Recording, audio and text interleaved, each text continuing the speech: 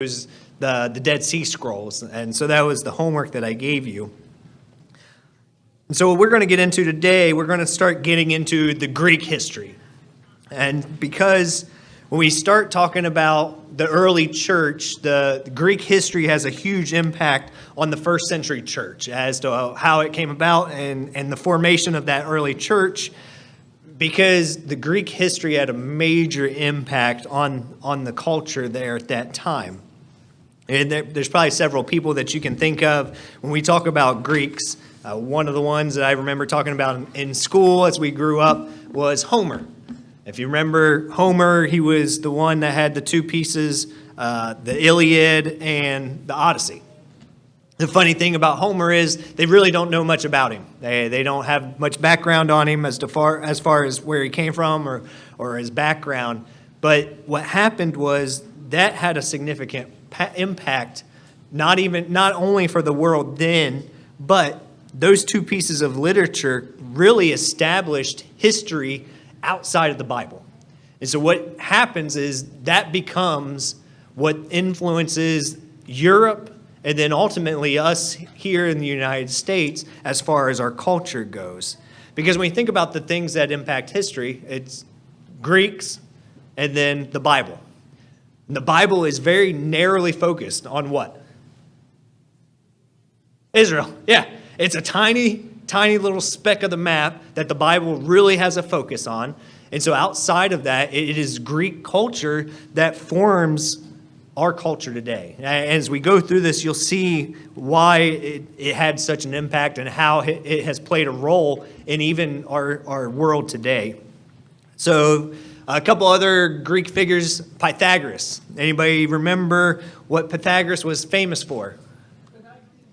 Pythagoras. Hey, Mike. We got the mic in the back. Yeah, the Pythagorean theorem.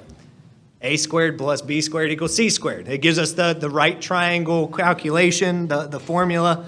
I can't remember what grade I was in when they started teaching that. But what Pythagoras does is he creates a religion based on mathematics.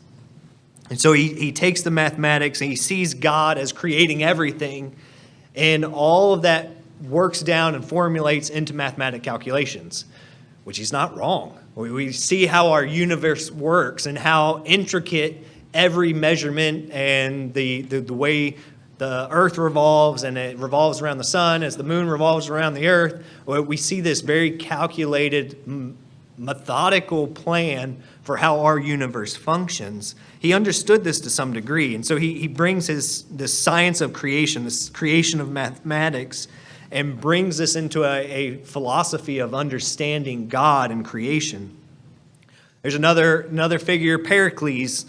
He was a general and a statesman who led Athens during its golden age. He had a pretty big impact. Another one would have been Herodotus. Herodotus was a historian. He was considered one of the first great historian. His writings are really interesting because what he would end up doing, he would travel around to the different areas and record. So what he writes and records is basically a travel log of where he was going, the countries and the people that he was visiting.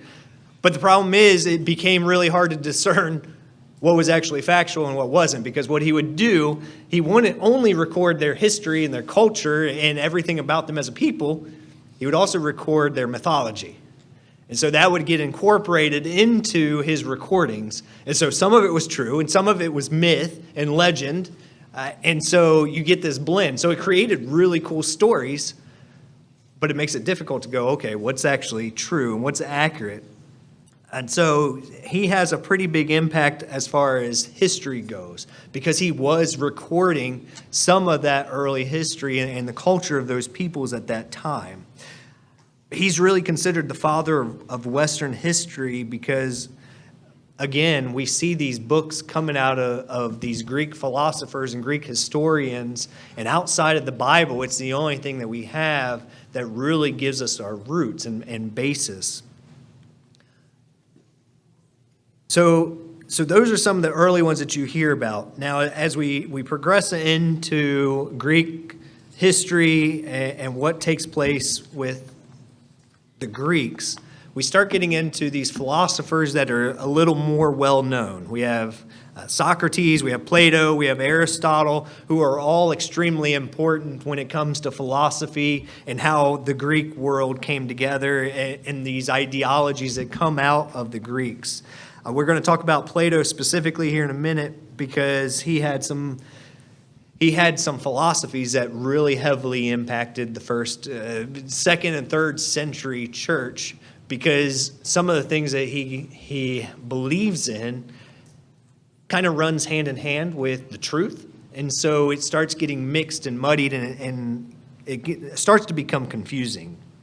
Alexander the Great, we've mentioned him in the past, but I'll talk to him about it today as well, because of the influence that he has is significant on spreading this Greek culture, Hellenizing, which we'll get into what that actually means here in a little bit. So what happens around 400 BC, we have all of this Greek culture that is out there. But what it is at that time, the Greek world is all made up of these little, basically independent city-states. So if you think about Athens or Sparta, you would have these cities, and then outside of the city, you'd have a bunch of farmlands, and you'd have all these other little cities outside of the major city. If you go around, you can talk to all the people there, so you have this kind of central government style leadership. If you go out and ask them, hey, what are you? Where are you from? They wouldn't say, I'm Greek. They'd say, I'm from Athens, or I'm from Sparta. They'd say what city it was that they were from. Greek wasn't a thing at that point in time. That was not who they were. They were of the city that they were closest to, and that's what they correlated as who they were. And that's why when we get into Alexander the Great, we'll see why he had such a big influence on unifying all of the Greeks and this Greek empire that pops up.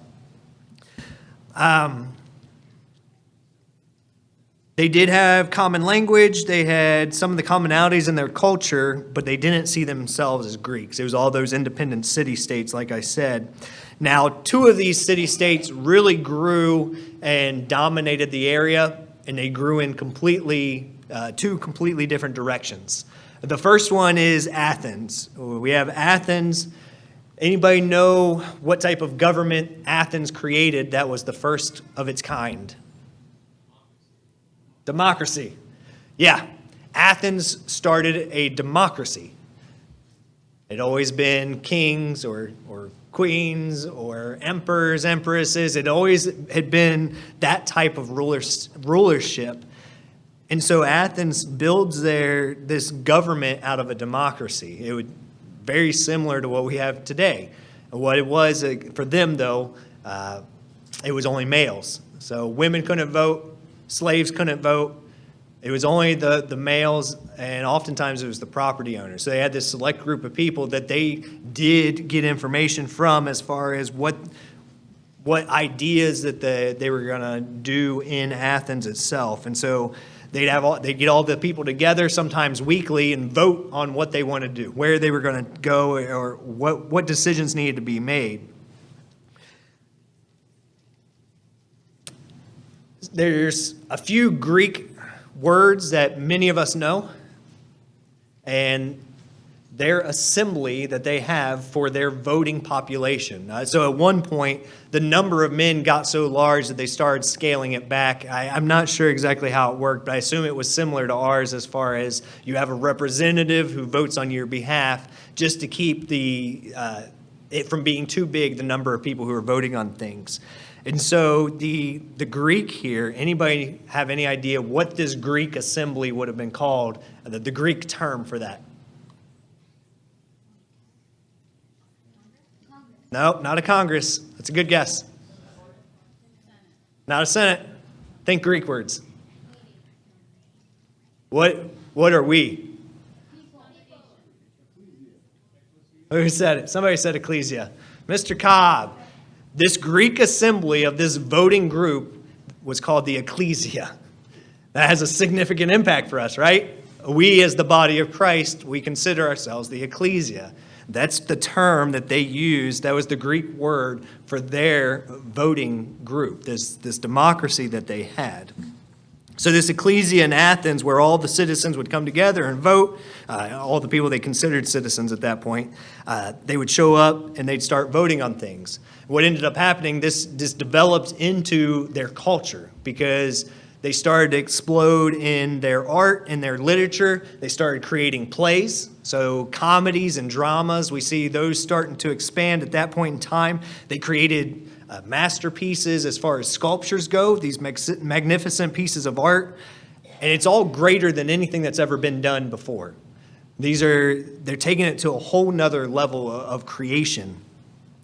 And so not only do they have this new government, this democracy, they also create something that goes along with that democracy, and it's economics. It's economics. They have this economic system. Now, they didn't understand government systems and in economics like we do today. They didn't realize that there's capitalism and socialism and communism. What their mindset was is they wanted to create an economic system where if you could make money, then you made money. Things were good when you make money. The world still revolves around that today. If you can create a business where you're making money, then you're doing good things. That's how the system worked for them. And so what they end up doing, they become very good shipbuilders. And they started building ports or at least little trading posts all around the Mediterranean. And what happens is all of this wealth, all of this money that's being accumulated starts funneling back to Athens. And so they have this massive economic system now that's run by a democracy that's just flowing money into Athens. And so all of this creativity is just flourishing. All of the things that they could ever imagine of creating, they start to create. So that's one of these major cities that really has a hand in everything. The other side is Sparta. Sparta is another major city that you've heard of. They, on the other hand, didn't go the route of economics and democracy. They decided to become the best warriors you could imagine possible and fight and kill anybody else. They didn't want to be the richest or wealthiest just by creating things. They just wanted to destroy you, and then you could take things as you please. So what happens with all of the city-states, they all ended up having somewhat good armies. They all had to fight because every time summer rolled around, all these little independent city-states, you get enough people and you get we sit too long and we get antsy, right? You got to go do something. So they'd send their army, they'd go fight each other. They'd fight for a little while. They wouldn't kill their whole army because you don't want to kill off all of your military. So they'd fight for a while until somebody finally gives up and one pays the other and you go back home. And they kept doing this summer after summer. So Sparta decides, you know what? We're never going to lose. We're never going to be defeated. And so that's their perspective. Their whole ideology is we will conquer everybody else. And that becomes their frame of mind, and that is what develops their entire society, their culture. The problem is that isn't sustainable, because if you fight enough wars where you go, I'm going to keep fighting until the very end, eventually you run out of people. Eventually everybody dies off. And so you have a limited amount of time that you can keep producing human beings, creating warriors out of them, and going and fighting these wars. But this is what their culture becomes. That this city-state, they wanted to just overpower everybody else. And so what happens is in their culture, at the age of 12, the young boys, their mom basically sent them out the front door to military school. And so from ages 12 to 18, they went to military school. She handed him a shield and said, either come back victorious or come back dead on it. That was their lifestyle. That was their two options. It was either win in battle or you come home dead, being carried on your shield. They had no alternative. It was fight or die. So these military schools that they had, they spent day in and day out fighting each other. They fought with clubs and sticks and fake swords and fake spears, and inevitably, some of them died. You can't fight that long with that many people and not have deaths. And they viewed this as a good thing because they viewed this as weeding out the weak. This was their philosophy that they fought constantly every day of their life. When they had children born who were either sickly or deformed, they discarded them, especially the boys. Because if you couldn't fight, if you couldn't defend Sparta, then you had no purpose in the society. This was their mentality, who they were. The reason Sparta ends up finally losing is because they die out. They just won't lose.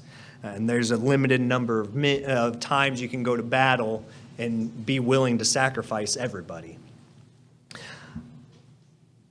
You may remember the Battle of Thermopylae. There was a movie created several years ago. I say several, a long time ago. 300. Actually, I think I just saw they're actually doing, no, it's not that one, it's Gladiator. Gladiator, they're doing a Gladiator number 2. Can't do it. I think they did do actually other parts of the battle. But if you remember the Battle of Thermopylae, the movie 300 was based around this group of Spartans, 300 Spartans who were fighting the Persian army. Now, in reality, there were actually some of the other Greek groups that did join them and help them out, but it all focuses around these 300 Spartans as the primary thing. And they use this funneled area to basically combat, they say, anywhere from 250,000 to a 1 million man army of the Persian Empire. And what they're able to do, they're able to use their area to funnel the Persian army. And they just slaughter thousands and thousands of Persians, these 300 Spartans, until they eventually die. If you look back through history, they say they actually just piled up the bodies. They just kept piling up the bodies of the Persian army because they had nowhere to go. But ultimately, they all die because they just keep fighting. There's no end to what they were willing to do. They don't go home. They don't give up, and they all die. And so you have these two very different political and economic systems of these two Greek cities that end up blending and creating what is going to become the Greek Empire. This ideology is what really comes through. Let's make as much money as we can, as fast as we can, and then we have to have a good army. We have to be strong. We have to be able to defend ourselves. And so this is what really drives the culture. We have these two distinct cultures that end up merging into one. And so on one hand, we find music and art. We have creative architecture. We have all these beautiful things that come out of the Greek culture, but also that they're fierce. They're fighting warriors. We still see things like the Corinthian columns that are still used in architecture today. But it always goes back to, don't forget we're good soldiers. We can defend ourselves. And so we have this blend of the Greek Empire that really Alexander the Great is able to take up with, he was actually Macedonian. He was from Macedonia, and what he ends up doing, he decides to go on his escapade, and he goes, hey, I'm going to go take over the world. You guys want to go with me? And very few of the Greeks ended up hopping on board at that point in time, and so he goes on his quest to conquer the world. Even though he offered and said, hey, you guys want to do this? They didn't at that point in time. His army ends up being somewhere around 30,000 to 40,000 members. So I just told you the Persians had anywhere from 250 to a million-man army is what they think. He's taken 30, 40,000 guys, and he's going, I'm going to take over everything. And so he goes out on his conquest, and he's doing really, really well. And what ends up happening, the rest of the Greeks start to see it, and they go, oh, he's legit. He's going to do this. And so they start banding in as well. It stays relatively close to that number. But one of the things that really is the driving force behind him is a military formation tactic called the phalanx. It was basically a human tank.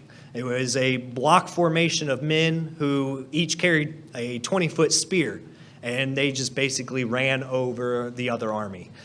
Even if you were part of that army, you didn't want to fall down because you just get trampled. Your men would run over you just to get to the other army. And so this is why he was so good as far as the speed that he was able to conquer the amount of land that he did. I think I've got a slide up here. If I jump ahead a couple.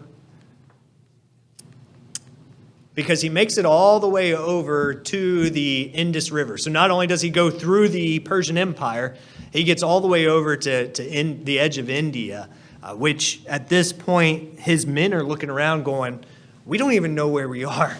They go, we haven't been home in years. You don't know where we are. This is a land that's not on any of our, not on any of our maps. They go, what are we doing here? We're tired. We haven't seen our families. We want to go home.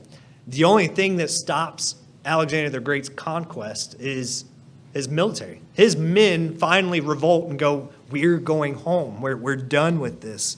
We want to go back. And so they turn around, they go home. But that's the extent of how far his reach got before they decided to go turn back.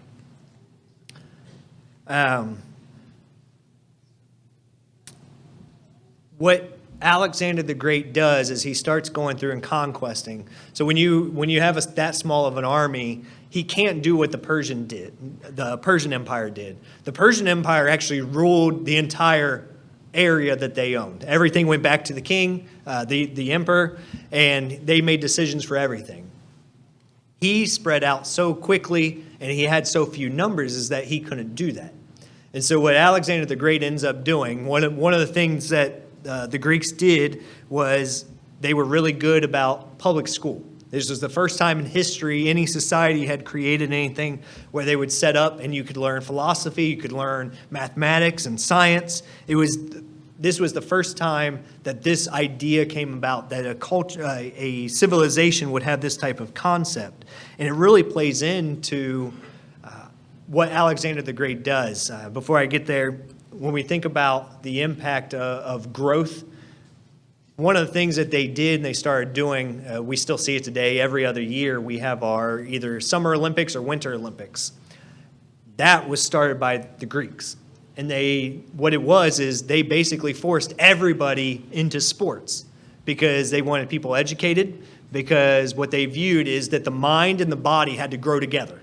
In order to succeed, there had to be a physical well-being as well as a mental well-being. And so they had these schools with philosophy, math, and science, and et cetera, but they were expected to be athletic and play sports. And so every 4 years, they'd have these Olympic Games, which are still around today. Every country sends the best of the best to see who is physically the best athlete. And so they had these style of games back then. Our alphabet today is based off of the Greek alphabet. When we think about the Greeks started public bathrooms, the Greeks saw that there was a benefit to being clean. It was not acceptable to go around dirty all the time, which is another new concept, new idea that they were bringing out, is that we had not only a responsibility to keep ourselves clean, but they also had all of this other growth. Music, arts, literature, that's all part of this society that the Greeks create. So we start to see our world around us today and how much the Greeks actually influenced that, because we're still based on this. A lot of our educational systems, a lot of the things that we learn is based around what the Greeks started.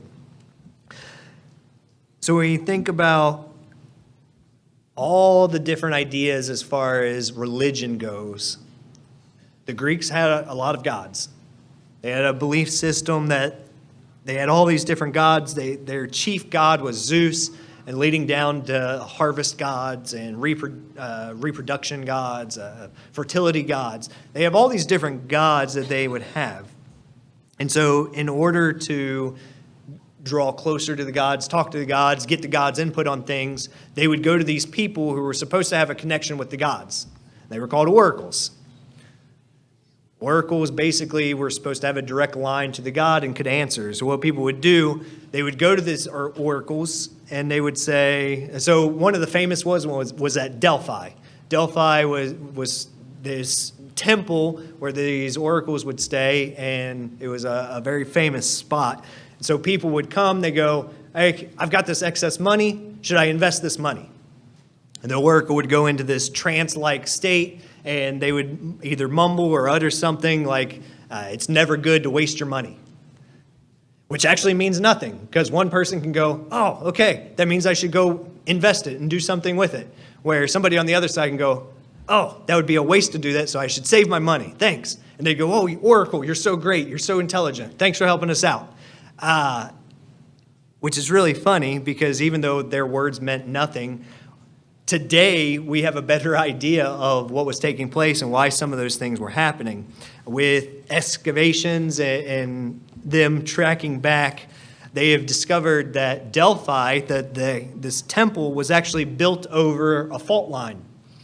So this temple was constantly having methane gas leaking up into the temple itself. These oracles were constantly drinking in these toxic fumes and was basically high all the time, which is why half the things that they said made no sense. And so it's funny how sometimes with history, they had no perception or understanding of things that take place that today we can look back and go, that's really funny from our side. But for them, that changes everything. These people were just high that were supposed to be giving all this good advice from the gods. They listened to these oracles. They thought this was a direct connection to those gods.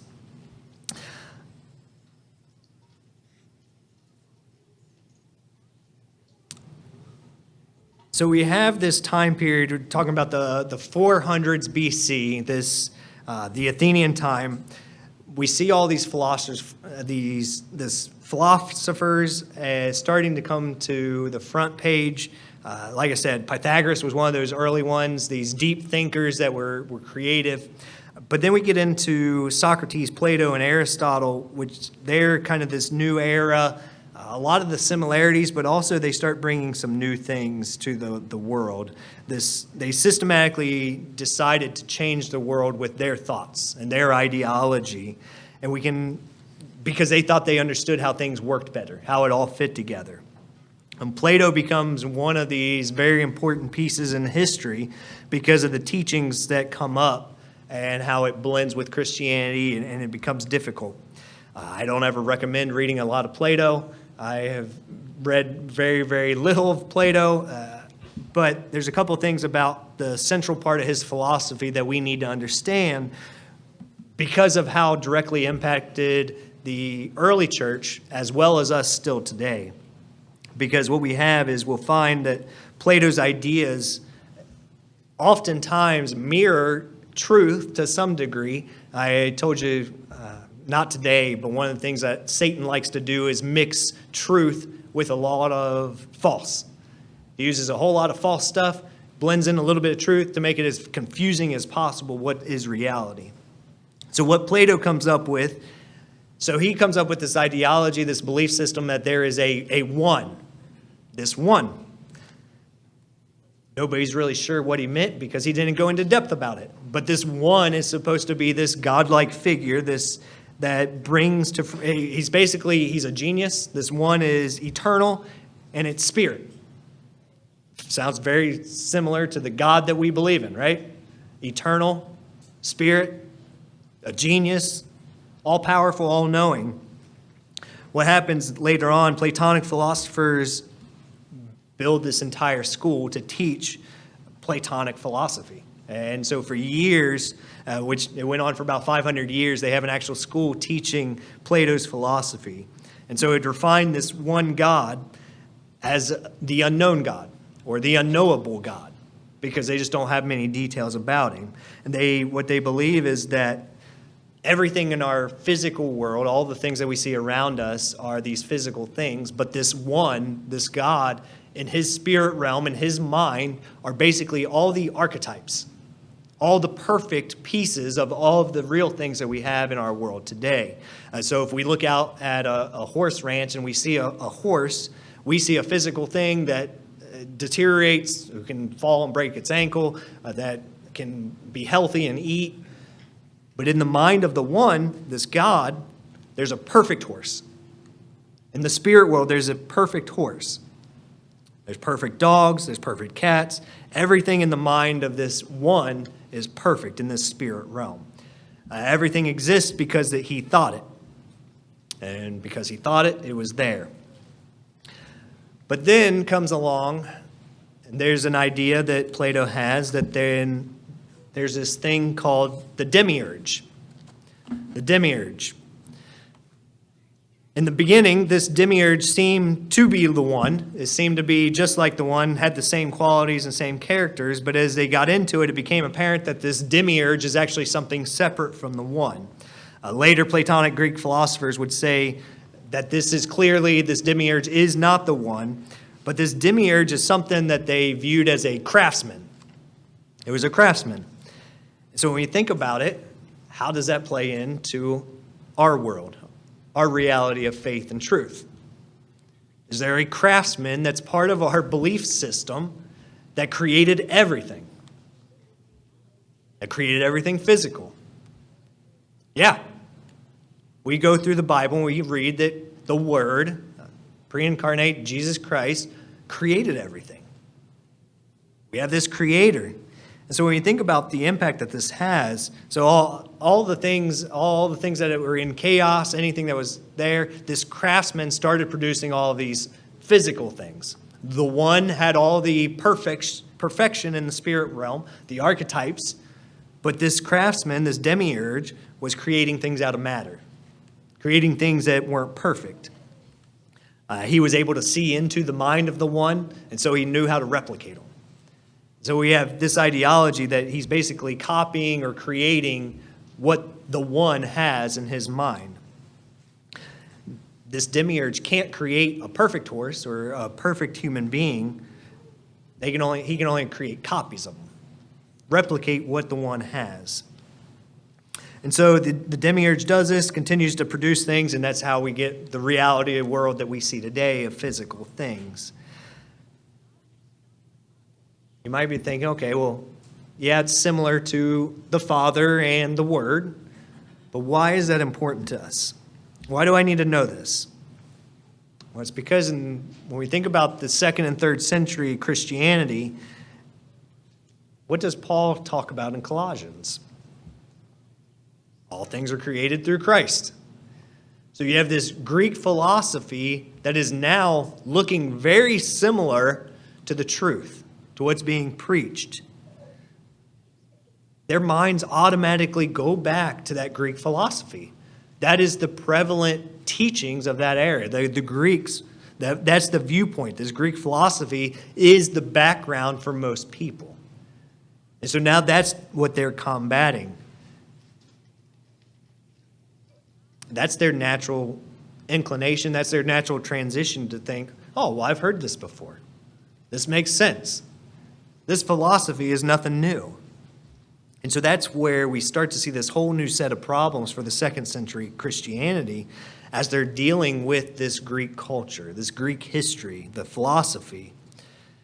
And so we need to understand that there's a couple teachings from Plato that really just don't align as far as how everything works out. So the three main pieces, the first one is there's this one. The second one is this demiurge that is this craftsman. And the third one is he came to an understanding of the immortal soul.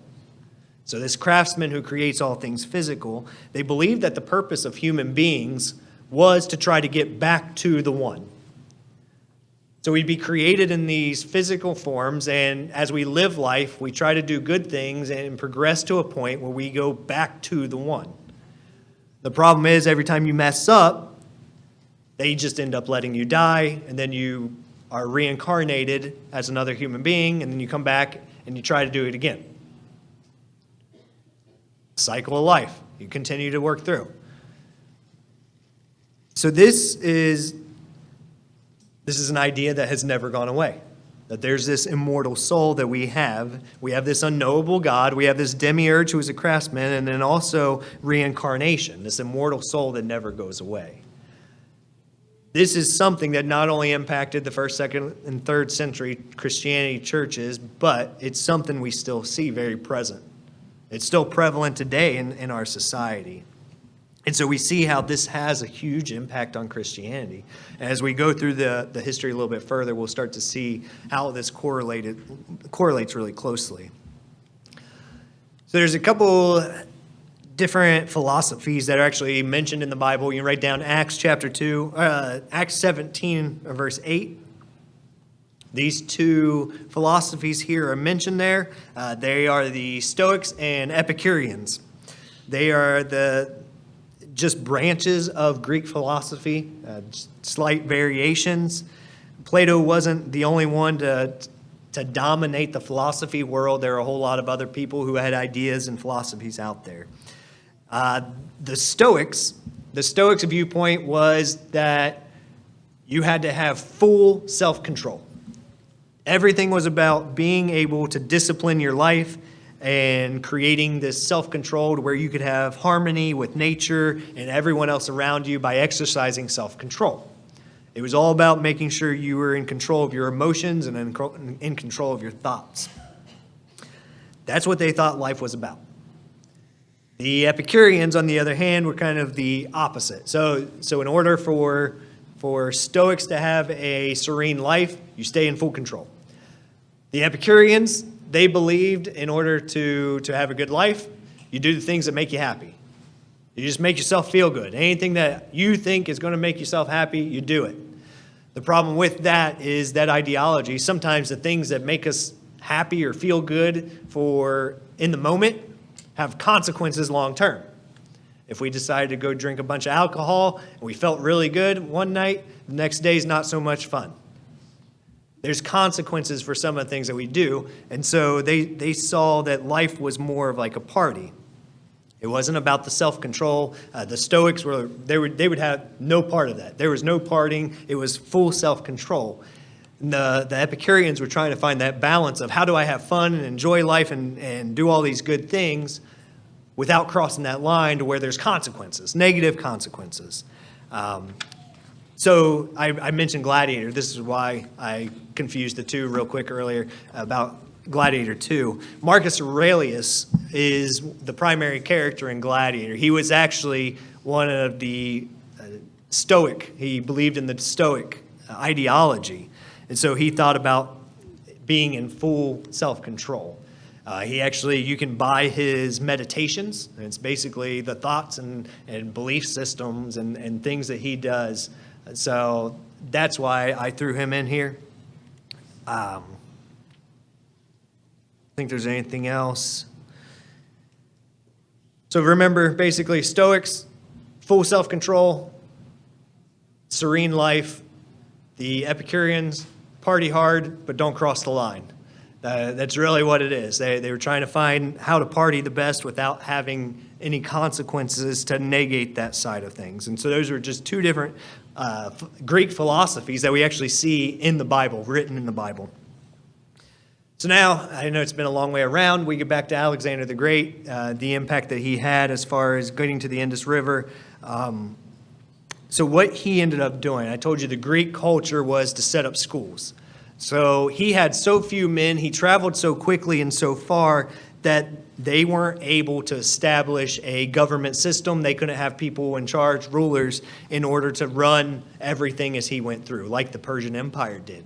So what he ended up doing, we use a term called Hellenization. Hellenization basically means to teach people Greek culture. And so what he would do as he went through and conquered areas, he would set up a school, he would leave people to teach, and then he would Hellenize people. He would teach them how to be a Greek, how to live Greek, how to enjoy Greek philosophy, mathematics, art, culture, all of these things that we talked about with the Greek. He's teaching the rest of the world. He's teaching all of those people that he comes to. And so he goes along, he builds these schools, and we start to really see this Greek mentality flourish. They take charge. His army gave up on him, but the influence that the Greek Empire now has is full throttle because they're teaching everybody that they went through. They're teaching them how to be Greek. And this is important because of a number of things, but one major thing, what is the New Testament written in? What language is the New Testament written in? Greek. So we think, why Greek? Because that wasn't who was in charge. Who was in charge as the New Testament was being written? So why Greek? It is because of Hellenization. Yes, Hellenization. Because the Greeks or the Romans spoke Latin. It wasn't written in Latin. The Jews would have spoken either Aramaic or Hebrew. Aramaic was the common language. So why Greek? It was because that Greek influence had spread so thick and in so many different cultures that everybody became Greek. Let me see if I can find it. I had a quote.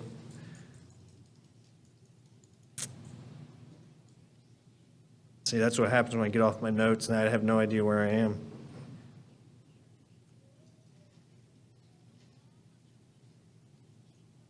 All right, I'll try to summarize it. It's basically the conquered Greeks conquered Rome. The conquered Greeks conquered Rome. So we think, okay, how does a conquered people, because the Roman Empire, so going back to the phalanx as the Greek Empire, as Alexander the Great went, finally the Romans go, well, all right, we can't run through this guy. What if we go around behind him? So the Roman army went around behind these formations, and could you imagine trying to have these block formation of military men with 20-foot spears trying to turn around real quick? They just went behind them. And that's how the Roman army ended up conquering the Greeks.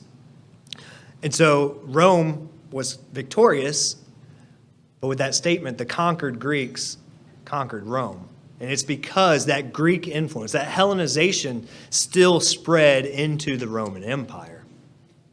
And so we don't see the New Testament written in Latin, but we see it written in Greek. Even the Septuagint, that's why we see the Septuagint. The Old Testament written in Greek. It was the only language that it was written into. Out of its original language, the Hebrew and Aramaic, they put it in Greek because that became the common language. That became the common culture. And we see that impact even in the Bible that we have today. I don't know Greek. I don't know Hebrew. I have to look up the words. I use other very intelligent, much more intelligent than me, who have translated things. But we can go back to the Greek words, and we can look at the root meanings, and we can see how they're correlated. But when we think about this aspect of how heavily influenced the Greek culture has been, as Paul would have been traveling around to Ephesus, to Corinth, Thessalonica, they weren't speaking Aramaic. They were speaking Greek. They were speaking Greek. It kind of becomes this universal language. It's similar to, it's turned into a blessing for us for preaching the gospel. We can go just about anywhere in the world and we can find people who speak English. It has become the dominant language. Our currency is the dominant currency. Now it's steadily fading. We're seeing less of an influence that we have over the rest of the world. But it's kind of that same ideology that the Greek Empire had. Everybody knew Greek. The synagogues, that would have been the common tongue that would have been preached in. That's why the Greek Empire and the Greek influence is so important as we go through this. It's because it never goes away. I told you that we stopped in D.C.